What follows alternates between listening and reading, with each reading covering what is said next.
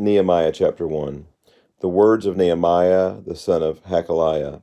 Now it happened in the month of Chislev in the 20th year, as I was in Susa the citadel.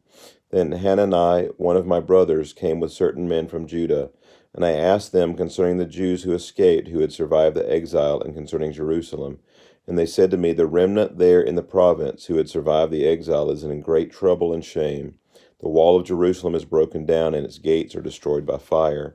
As soon as I heard these words, I sat down and wept and mourned for days, and I continued fasting and praying before the God of heaven.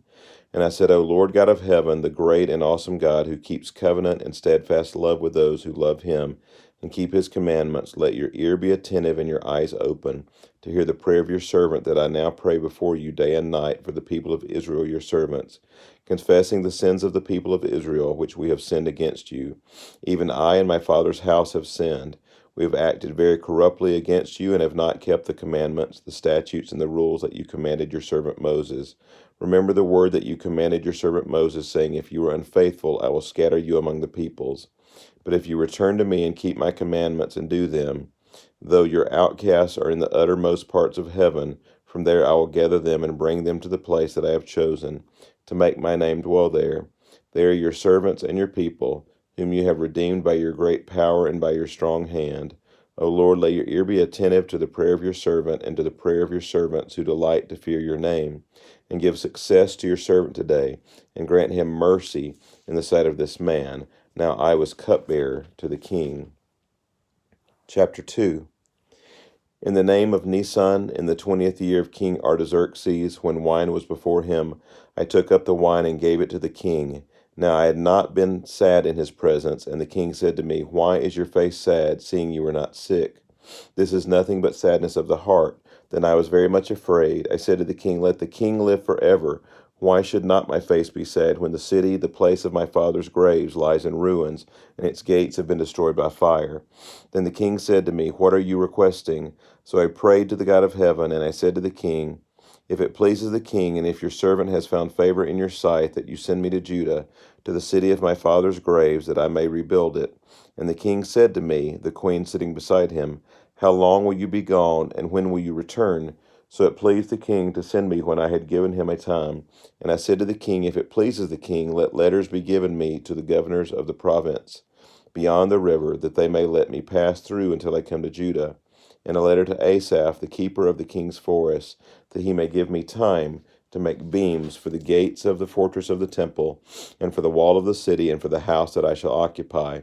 And the king granted me what I asked, for the good hand of my God was upon me. Then I came to the governors of the province beyond the river, and gave them the king's letters. Now the king had sent with me officers of the army and horsemen. But when Sanballat the Horonite and Tobiah the Ammonite servant heard this, it displeased them greatly that someone had come to seek the welfare of the people of Israel. So I went to Jerusalem and was there 3 days. Then I arose in the night, I and a few men with me, and I told no one what my God had put into my heart to do for Jerusalem. There was no animal with me but the one on which I rode. I went out by night by the valley gate to the dragon spring and to the dung gate, and I inspected the walls of Jerusalem that were broken down, and its gates that had been destroyed by fire. Then I went on to the fountain gate and to the king's pool, but there was no room for the animal that was under me to pass. Then I went up in the night by the valley and inspected the wall, and I turned back and entered by the valley gate, and so returned. And the officials did not know where I had gone or what I was doing, and I had not yet told the Jews, the priests and the nobles, the officials, and the rest who were to do the work.